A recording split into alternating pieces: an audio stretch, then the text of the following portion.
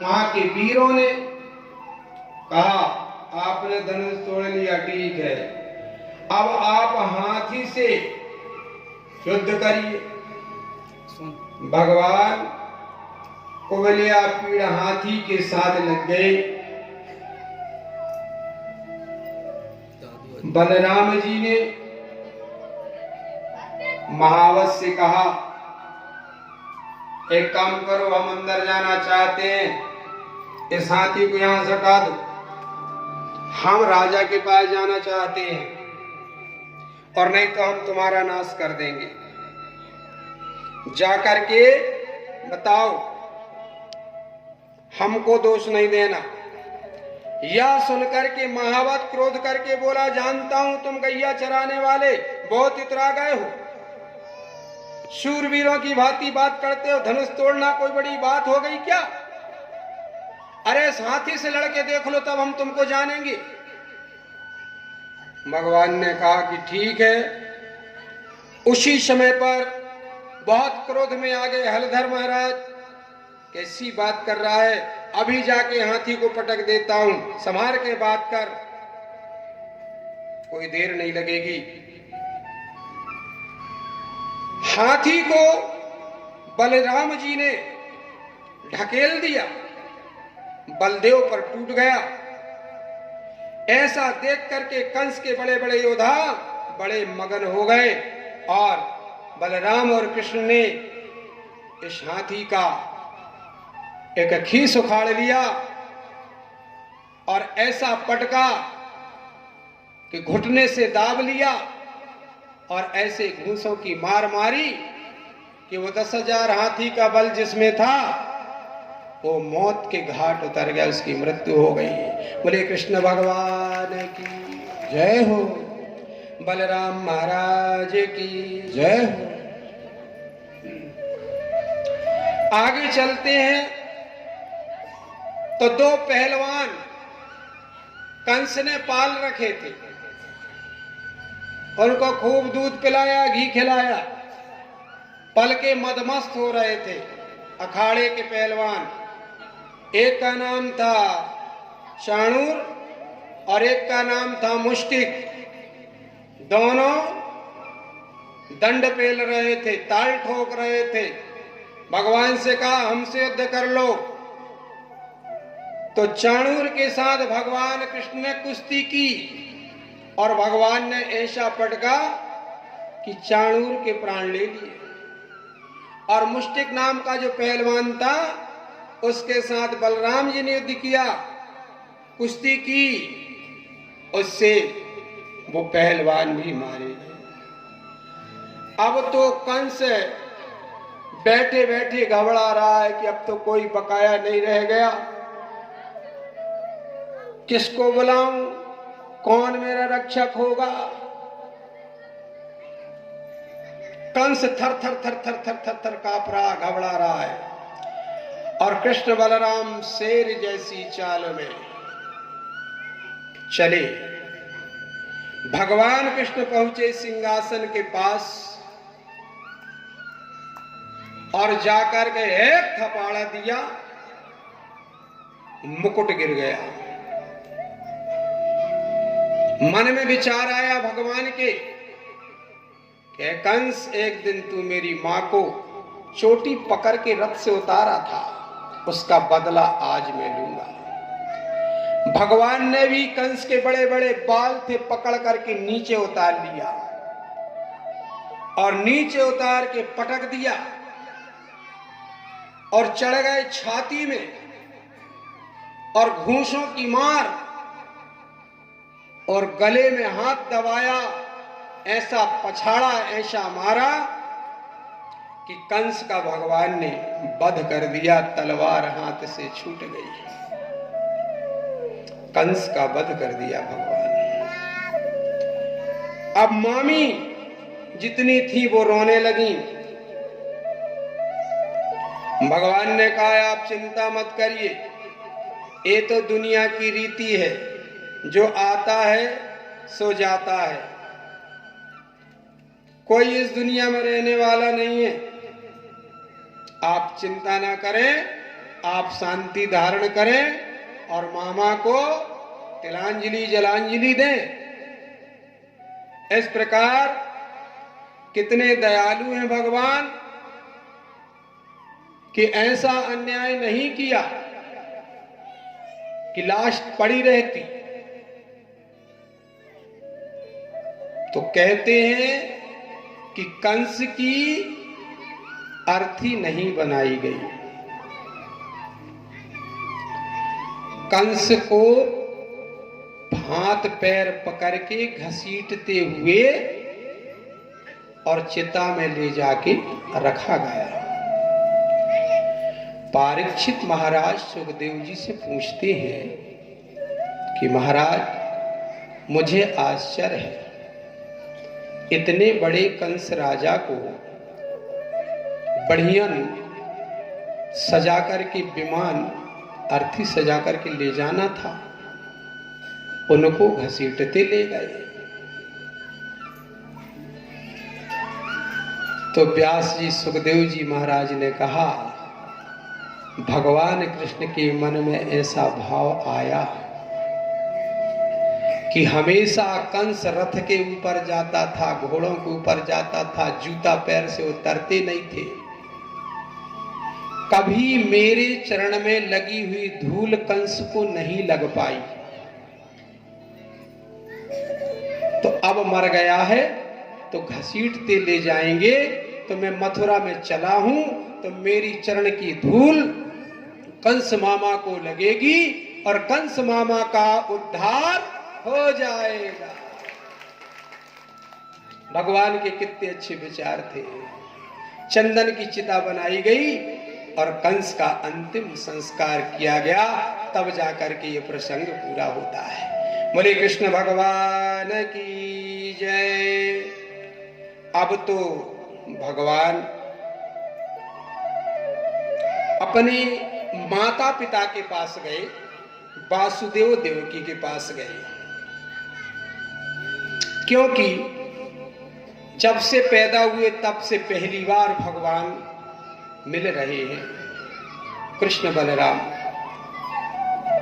भगवान ने मां की याद किया और कहने लगे,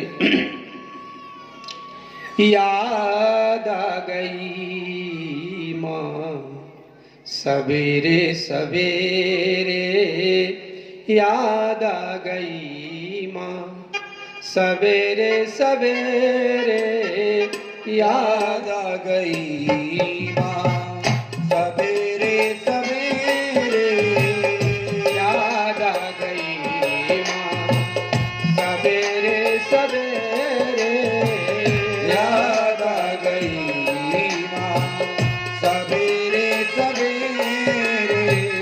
मिलने चले हैं प्रभु, मिलने चले हैं प्रभु सवेरे सवेरे, मिलने चले हैं प्रभु सवेरे सवेरे, याद आ गई मां सवेरे सवेरे, याद आ गई मां सवेरे सवेरे, याद आ गई माही ममता माही मदीना, माही ममता माही मदीना। सभी गाइए ताली बजा के बहुत से। ममता माही मदीना, माही ममता माही मदीना, माँ से बढ़कर और कोई ना, माँ से बढ़कर और कोई ना। याद आ गई माँ सवेरे सवेरे, याद आ गई माँ सवेरे सवेरे, याद आ गई माँ सवेरे सवेरे।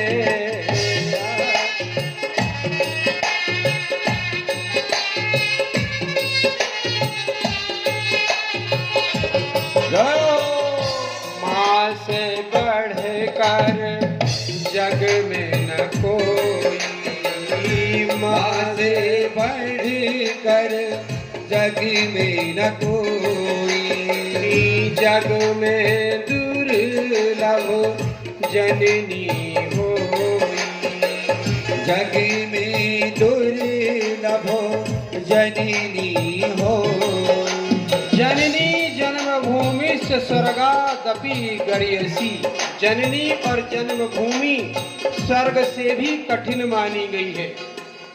याद आ गई सवेरे सवेरे, याद आ गई माँ सवेरे सवेरे, मिलने चले प्रभु सवेरे सवेरे, मिलने चले प्रभु सवेरे सवेरे।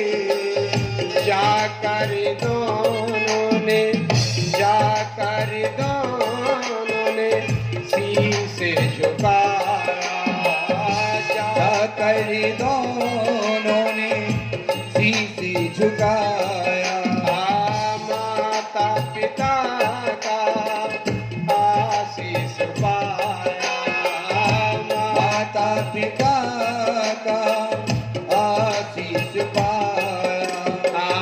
प्यार मिलाया सवेरे सवेरे, प्यार मिलाया सवेरे सवेरे, मधुर हुआ प्यारा सवेरा, मधुर हुआ प्यारा सवेरा। याद आ गई माँ सवेरे सवेरे, याद आ गई माँ सवेरे सवेरे, मिलने चले प्रभु सवेरे सवेरे। बोलिए जन्म देने वाली माता की जय। माता देवकी कन्हैया को सीने से लिपटा ली, चूमने लगी। वासुदेव महाराज बहुत प्यार किए, बेटा हमने तुम्हारे लिए कुछ नहीं किया, आज जब से तुम गए हो, आज तुम हमें देखने मिले। मैं बलैया लेती हूँ, बलिहारी जाती हूँ, वहां से भगवान जो उनके नाना थे उग्रसेन, उग्रसेन के पास गए और कहा, नाना जी मथुरा की राज सिंहासन पर अब आप विराजमान होइए। उग्रसेन ने कहा कि अब मैं बूढ़ा हुआ, मैं नहीं बैठना चाहता, तुम मेरे नाती हो, तुमको देना चाहता हूं राज। भगवान ने कहा नहीं, मैं दूसरे की संपत्ति नहीं लेना चाहता, आप ही बैठिए। उग्रसेन को राज्य दिया, राज्याभिषेक किया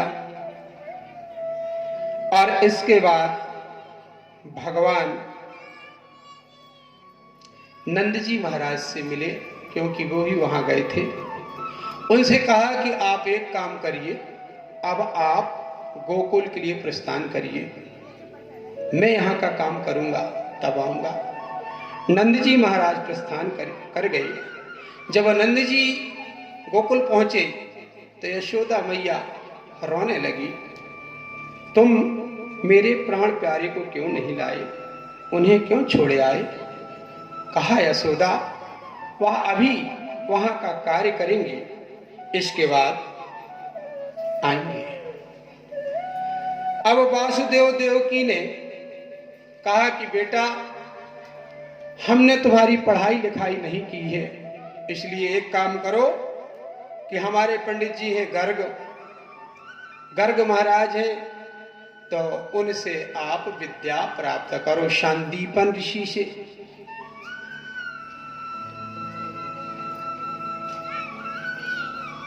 शांदीपन और गर्ग दोनों महान विद्वान थे।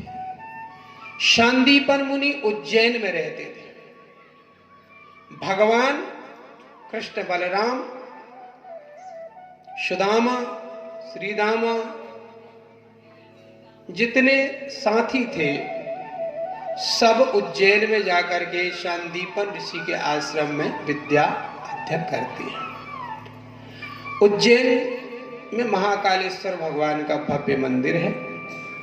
बोलिए महाकालेश्वर भगवान की जय।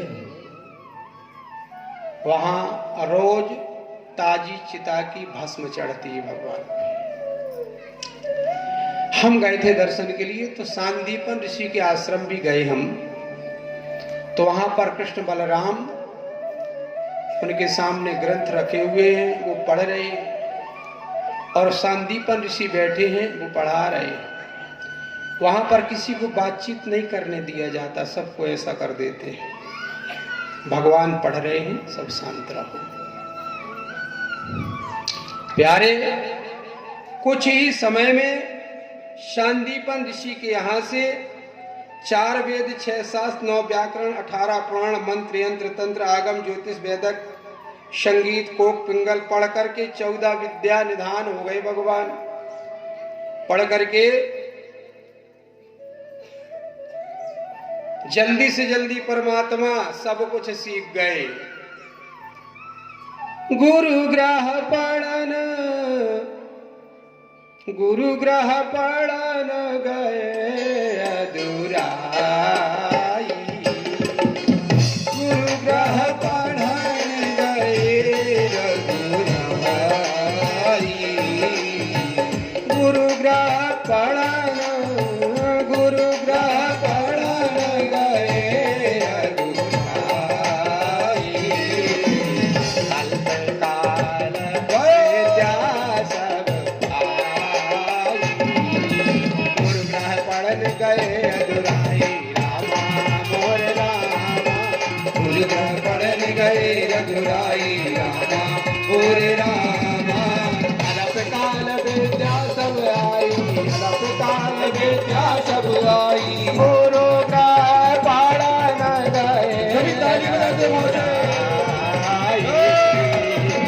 अल्पकाल विद्या सब आई।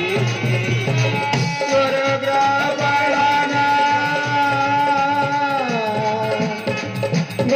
ग्रह पढ़न गए अधूराई। अल्पकाल विद्या सब आई।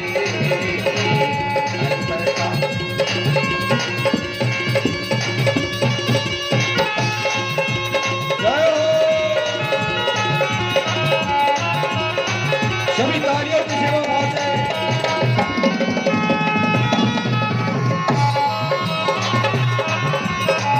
मंगल भवन मंगल भवन मंगल हारी, मंगल भवन मंगल हारी। देवापुत्र दशरथ आजीर बिहारी, देवापुत्र दशरथ आजीर बिहारी।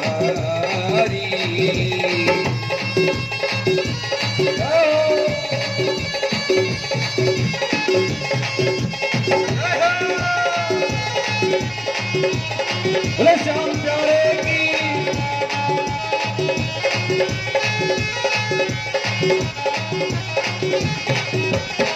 गुरु ग्रह पढ़न गए अधूराई।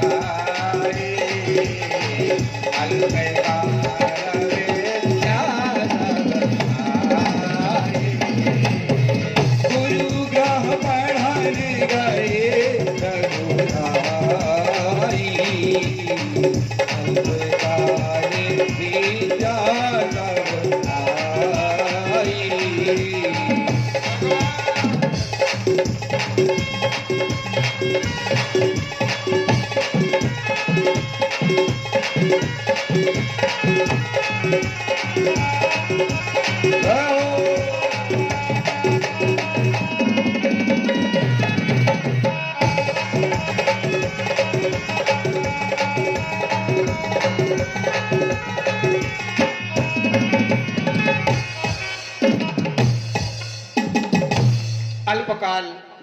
बात सब आई। भगवान विद्या निधान हो गए। भगवान ने कहा गुरुजी आपने पढ़ाया और इतना ज्ञान दिया, इसकी दक्षिणा ले लीजिए, आप जो चाहो मैं दूंगा। तो गुरुजी ने कहा कि अब क्या दक्षिणा, हमारा जो बेटा है, एक बार हम और तुम्हारी गुरु माता नहाने के लिए गए, स्नान करने के लिए गए, तो हमारा बेटा समुद्र में डूब गया। कृष्ण बलराम अगर गुरु दक्षिणा देना चाहते हो तो हमारे बेटा को वापस ला दो। ऐसा गुरु और ऐसा चेला। आज तो गुरु अपनी जगह है, गुरु सब चेलों पर एक बार दया, एक सी दया कर रहा है, एक सी कृपा कर रहा है सब पर कुछ ऐसे भी चेला हैं कि जिन्हें गुरु जी की बात अच्छी नहीं लगती, गुरु जी अच्छे नहीं लगते। प्यारे बैंके तो बिक जाऊं, भजन क्या कहता है, मुझे गुरु बैंके तो मैं बिक जाऊं, गुरु मेरी पूजा, गुरु मेरी सेवा। कितनी बड़ी बात कहता है। गुरु से बढ़कर के संसार में कोई नहीं। और जिनने अपने जीवन में गुरु मंत्र लिया नहीं, उनका जीवन बेकार है, कोई काम का नहीं। व्यर्थ जन्म लेकर के आए और व्यर्थ चले गए, क्योंकि भगवान से उनका नाता जुड़ा ही नहीं। गुरु भगवान से जोड़ने वाला होता है। गुरु की आज्ञा को मान करके जिन व्यक्तियों को अपने गुरु की वाणी पर विश्वास नहीं है, जिनको अपने माता पिता की वाणी पर विश्वास नहीं है, तो उनके ऊपर भगवान भी विश्वास नहीं करते। क्योंकि माता पिता और गुरु अपने बेटा का, अपने चेला का कभी बुरा सोचता ही नहीं है, हमेशा वो भला करना चाहता है। और जो गुरु को ना चाहे, जो गुरु को ना माने, उसका जीवन व्यर्थ चला गया। एक ये हमारे शिष्य आए हुए हैं, इनके अभी हमने एक देवी पुराण किया है। ये सेमर खापा से आए हैं, इनका पूरा घर परिवार हमारा शिष्य है। बहुत बहुत अभिनंदन, एक बार ताली बजा करके।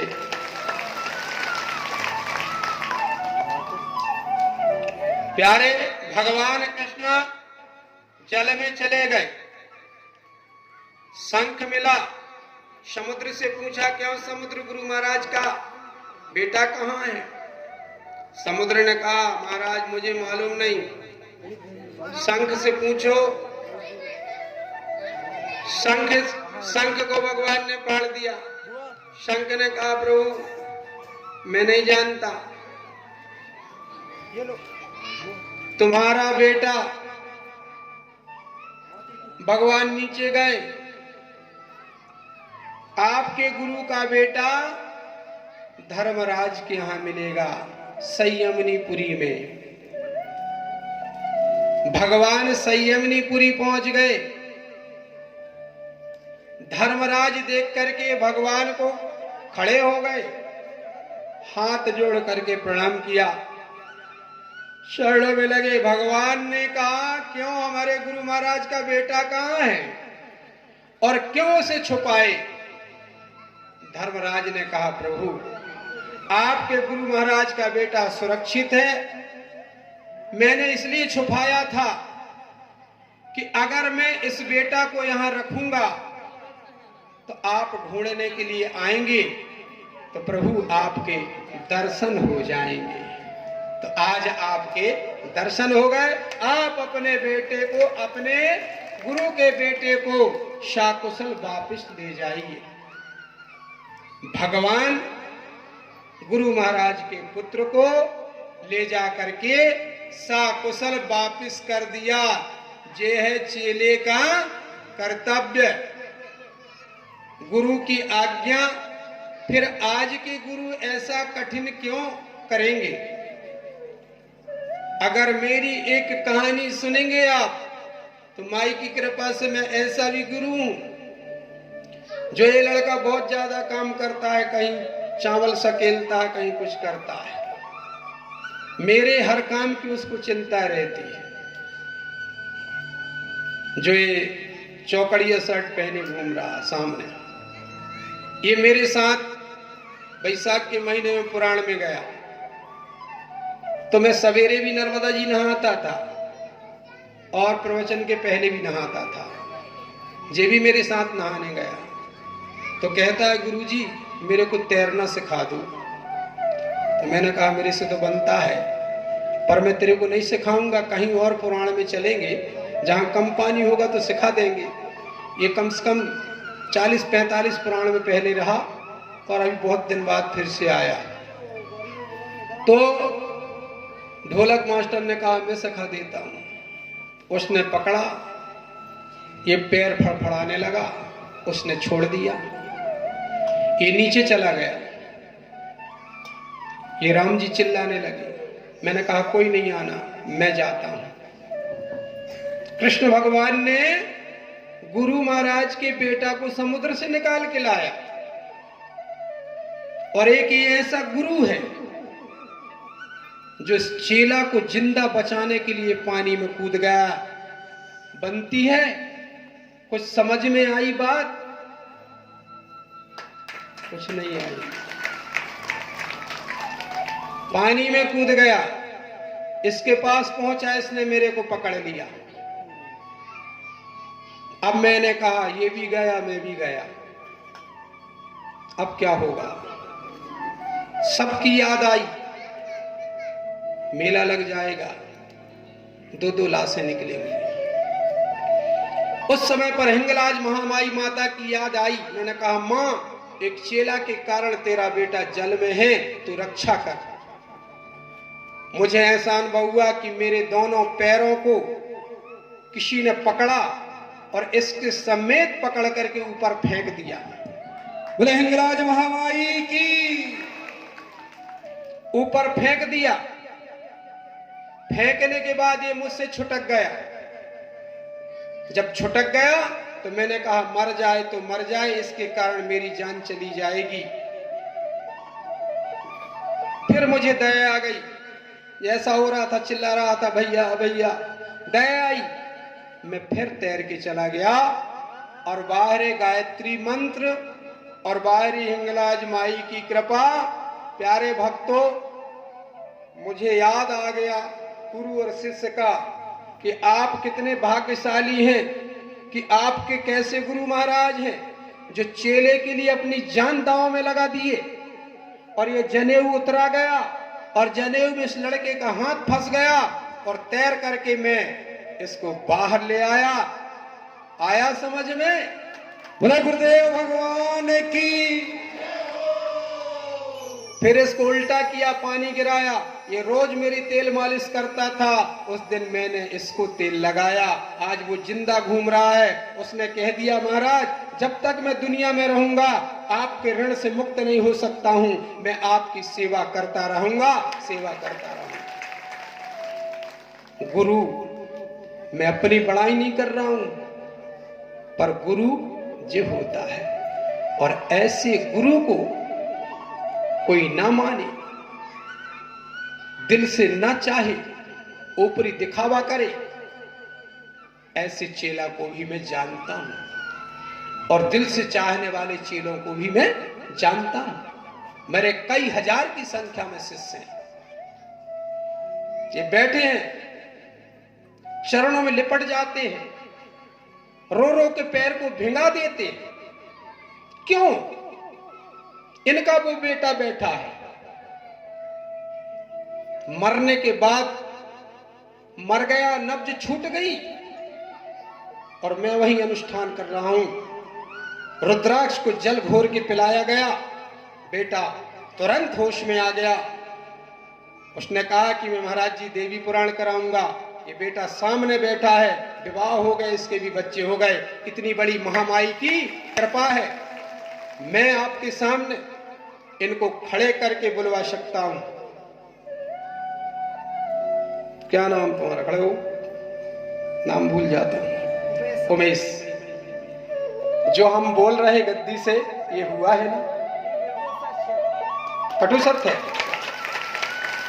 मां रोने लगी थी, बेटा, पिता नहीं रोया। पिता कहता है महाराज जी आप बैठे हैं, मेरे को कोई चिंता नहीं। मां घबरा गई, रोने लगी। गले की उतार करके रुद्राक्ष पिलाया, बेटा होश में आ गया। दुर्गा सप्तशती का पाठ किया मैंने इसकी रक्षा के लिए। इसके ऊपर ऐसी कोई बाधा, ऐसी कोई बीमारी थी, आज सुखी है। वो मेरे को देख करके खुश हो जाता है, मैं उसको देख करके खुश हो जाता हूं। मैंने लाड़ में उसका नाम कुंया रखाया, क्योंकि इसके गाल में कुंया पड़ जाती है, इसलिए इसको मैं कुंया कहता हूं, लाड़ से। तो ऐसे गुरु को पाकर के आप धन्य हैं।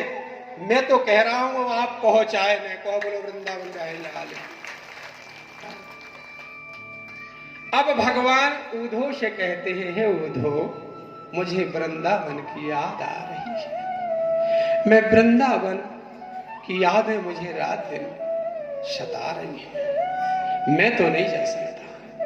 उद्धव तुम वृंदावन जाओ, मेरी गोपियों को धीरज रखा करके आ जाओ, बहुत तड़प रही है मेरे लिए। जाओ जाओ वृंदावन हे उद्धव, जाओ जाओ वृंदावन हे उद्धव। गोपियों से जाकर तुम मिलना, जाओ जाओ वृंदावन हे उद्धव, जाओ जाओ। सभी ताली बजाते भजन और से जाओ जाओ वृंदावन हे उद्धव। गोपियों से जाकर तुम मिलना, जाओ जाओ वृंदावन हे उद्धव। गोपियों से जाकर तुम मिलना, कहना कहाँ ने भेजा है, कहना कहाँ ने भेजा है, कहना कहाँ ने भेजा है, कहना कहाँ ने भेजा है। शुद्ध बुद्ध उनकी तुम लाना, जाओ जाओ वृंदावन हे उद्धव। श्याम की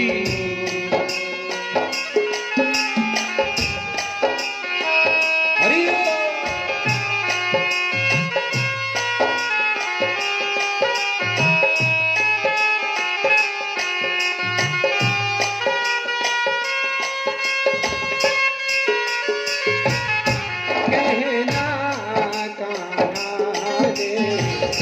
भेजा है, कहना कहाँ ने भेजा है।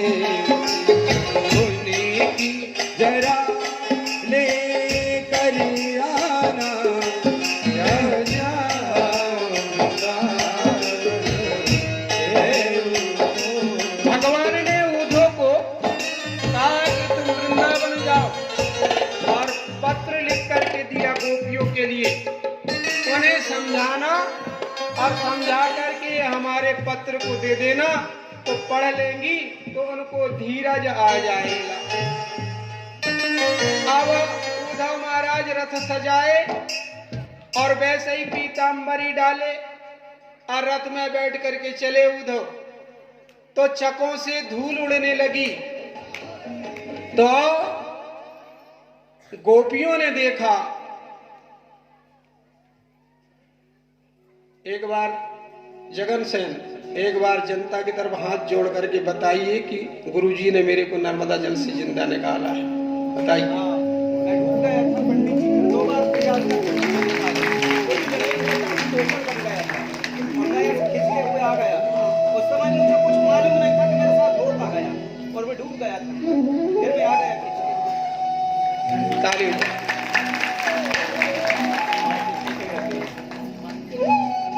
बोलिए नर्मदा मैया की जय हो। अब ऊधो को देख करके गोपियां दौड़ गईं और रथ के चारों तरफ झूम गईं। क्यों रे ऊधो, तू आया, तेरा नाम ही ऊधो है? हमारे प्राण प्यारे को क्यों नहीं लाया? ऊधो ने कहा, नहीं आए, आपके संतोष के लिए मुझे पहुंचाया है, मैं आपकी जानकारी लेने आया हूं। गोपियों ने कहा, हमारे प्राण प्यारे ने हमारे लिए कुछ पहुंचाया है? कभी हमारी याद करते हैं क्या? वहां जाकर के हमको भूल गए। हम रात दिन रो रही हैं, हमने खाना पीना त्याग दिया उधर। आज हमारे कन्हैया ने हमारी खबर ली है। बहुत कपटी हो गए हैं, बहुत निर्दयी हो गए। हम उनके लिए तरस रही हैं और वो जो है हमें छोड़ करके मथुरा में छाए हुए हैं। क्या पहुंचाया? पत्र पहुंचाया है। जैसे ही ऊधो ने पत्र निकाल करके दिया तो 16,108 थी। उस चिट्ठी को वो खींच रही है, कहीं वो खींच रही है, चिंधी चिंधी फाड़ दिया चिट्ठी को। ऊधो ने कहा, संदेश लिख करके भगवान ने भेजा था तो तुमने तो फाड़ दिया। वो कहती मैं पढ़ूंगी, वो कहती मैं पढ़ूंगी, चिट्ठी की धजी धजी हो गई। इसको क्या कहते हैं? इसको ही तो प्रेम कहते हैं। जो अपने दीवाने के लिए रो दे उसको प्रेम कहते हैं। जो अपने दीवाने के लिए तरस जाए, दीवाने कई प्रकार के होते हैं। ये दुनिया के ढंग का दीवानापन नहीं, ईश्वर के दीवाने, अपने गुरु महाराज के दीवाने, अपने माता पिता के दीवाने, है ना? ये दीवानगी अलग होती है। दुनिया के लिए बहुत रोते हो, ईश्वर के लिए रो करके देखो, ईश्वर तुम्हारे साथ आएगा, तुम्हारे सामने रहेगा, तुम्हारे हर वक्त काम आएगा, तुम्हारा रोना बंद कर देगा। अब तो ऊधो ने कहा कि अब क्या करें, चिट्ठी तो फट गई। फिर शांत होकर के उसके टुकड़े टुकड़ों को जोड़ करके और गोपियां पत्र पढ़ती हैं और कहती हैं, क्या बताए ऊधो, अरे ऐसे कपटी श्याम वृंदावन छोड़ गए ऊधो, ऐसे कपटी श्याम वृंदावन छोड़ गए ऊधो, ऐसे कपटी श्याम वृंदावन छोड़ गए ऊधो। जो मैं होती बन की हिरनिया, जो मैं होती बन की हिरनिया, जो मैं हो सभी गाइए ताली बजा करके, जल की मछलिया, जो मैं होती जल की मछलिया। तो दूसरी सखी ने पूछा कि तू अगर जल की मछली होती तो क्या करती? तो उसने कहा, अगर मैं मछली होती और श्याम जमुना में जाते नहाने के लिए तो मैं उनके चरणों में जाके लग जाती। जो मैं होती जल की मछलिया, जो मैं होती जल की मछलिया, श्याम करे स्नान चरण लो जाती रे ऊधो, श्याम करे स्नान चरण छू लेती रे ऊधो, ऐसे कपटी श्याम वृंदावन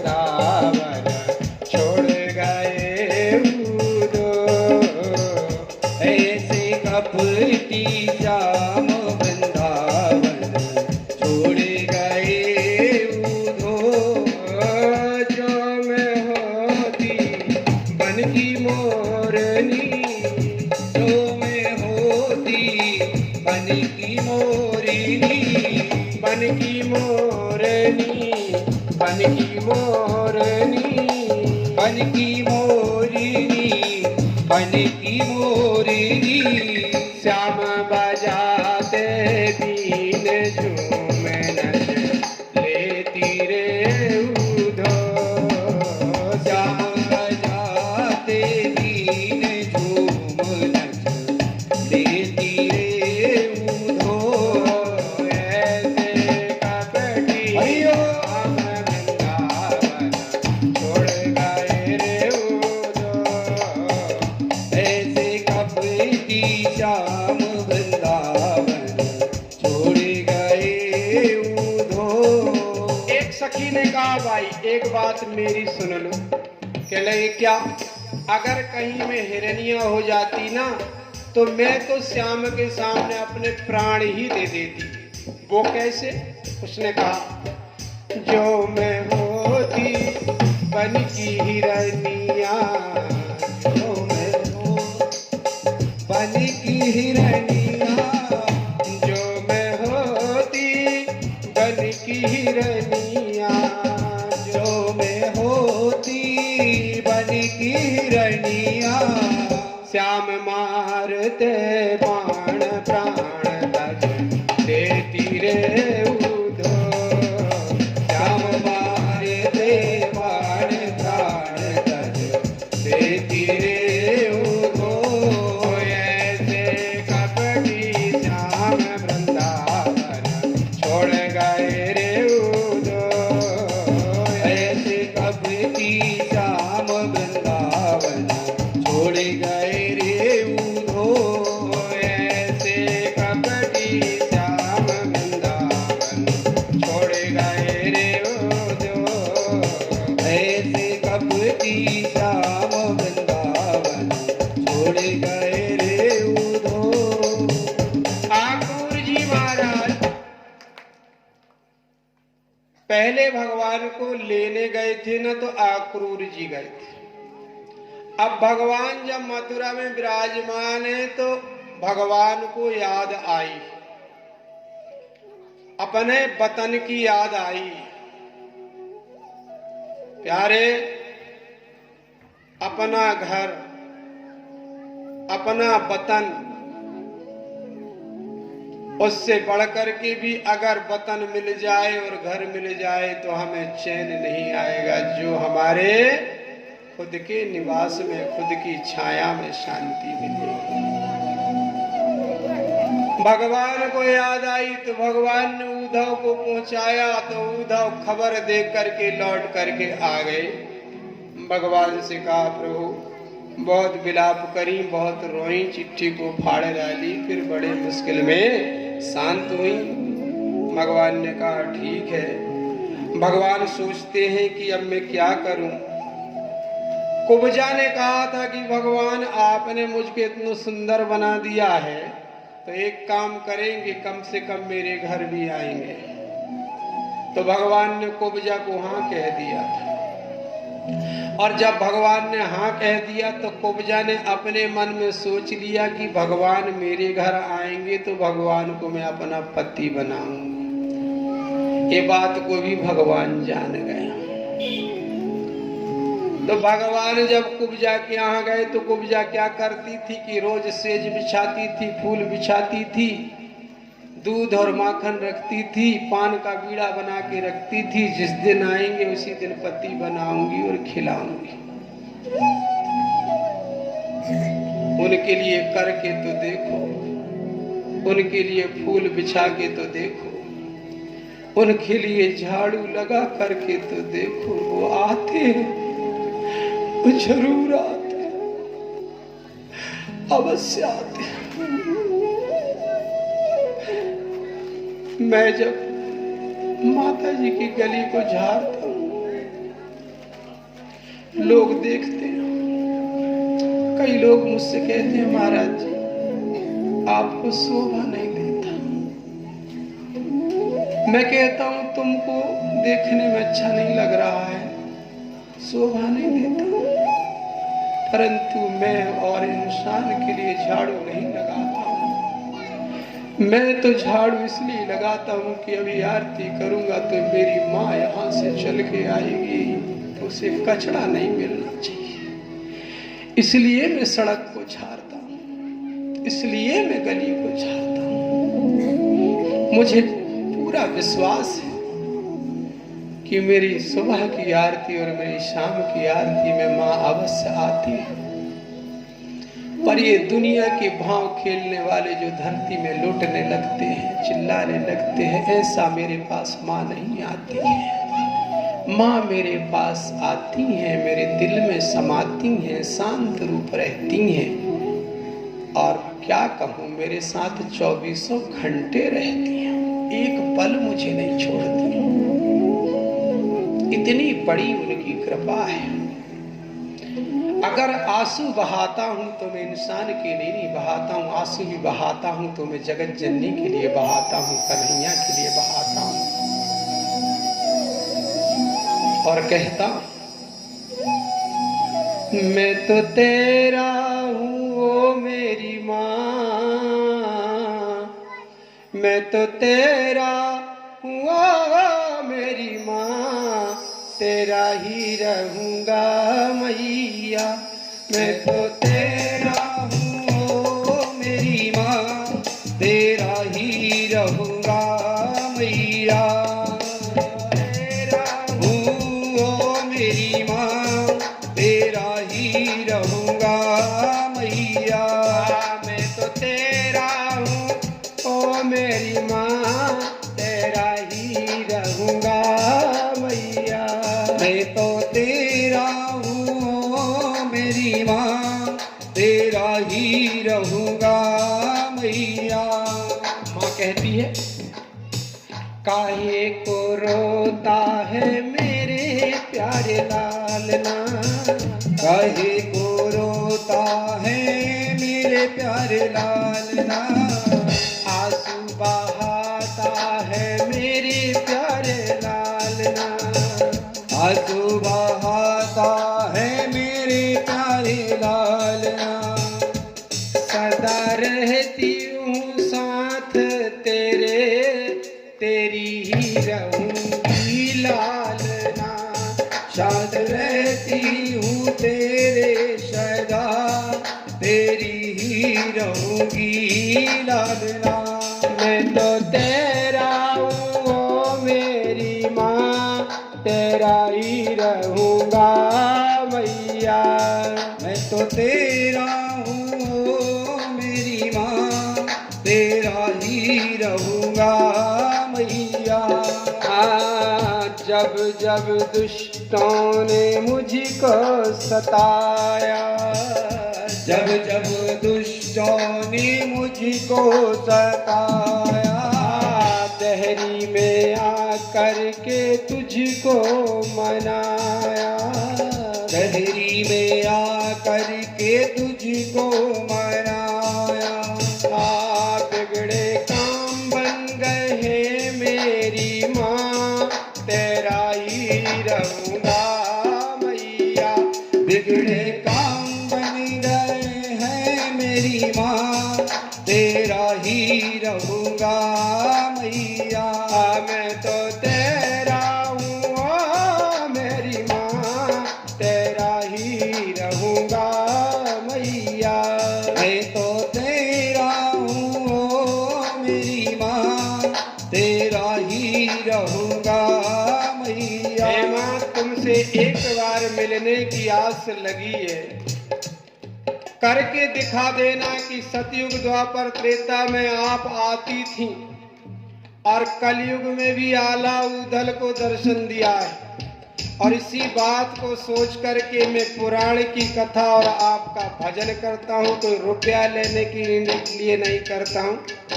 आप मेरी कथा से मेरे भजन से प्रसन्न हो, इस भाव को लेकर के करता हूँ। तो मेरी कामना सिर्फ आपको पाने की है। वो कैसे? मधुर तुम्हारी मैया प्यारी सूरतिया, मधुर तुम्हारी मैया प्यारी सुरतिया, मधुर तुम्हारा मैया प्यारा मिलना, मधुर तुम्हारा मैया प्यारा मिलना।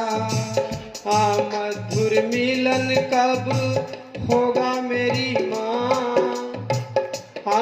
मधुर मिलन कब होगा मेरी माँ, तेरा ही रहूंगा मैया, मधुर मिलन कब होगा मेरी माँ, तेरा ही रहूंगा मैया। तेरा वो मेरी माँ, तेरा ही रहूंगा मैया, मैं तो तेरा हूँ मेरी माँ, तेरा ही रहूंगा मैया, तेरा ही रहूंगा मैया, तेरा ही रहूंगा मैया, तेरा ही रहूंगा मैया। जोर से जयकारा लगाएंगे, बोले हिंगलाज माता की। एक बार ताली बजा करके मैया के भजन का स्वागत करेंगे। ये जो मैं गा रहा हूँ ये सत्य गा रहा हूँ, इसमें कहीं लेश मात्र झूठ नहीं। जो भी गाता हूँ माता के लिए गाता हूँ, रुपया के लिए नहीं गाता। रुपया तो बहुत दी है उसने और दे रही है और देगी, और जो हमसे लगे हैं उनको भी दे रही है, देगी। प्यारे, अब तो भगवान कुब्जा के यहाँ मिलने के लिए गए, तो कुब्जा ने जैसे ही देखा दरवाजा खोला तो आज कुब्जा निर्भय है, कुब्जा डर नहीं रही है। कुब्जा ने तो भगवान कृष्ण का हाथ ही पकड़ लिया। तो भगवान भी इतने दयालु है कि भगवान के साथ में जो गए थे उनको कह दिया कि तुम बाहर रहो, मैं कुब्जा से अकेले मिल के आऊंगा। कितनी मर्यादा। और हाथ पकड़ा कुब्जा ने और कन्हैया को पलंग में बिठा लिया। और जिस प्रकार पति की